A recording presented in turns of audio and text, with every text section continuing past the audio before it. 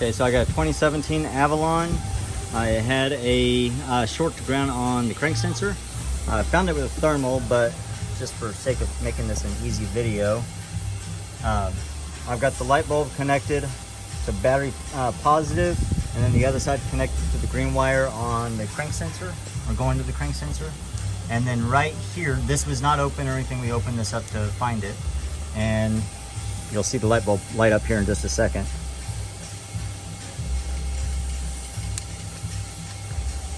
And so it's just shorted to ground right there. So I just thought that was interesting. I thought I'd share it with you.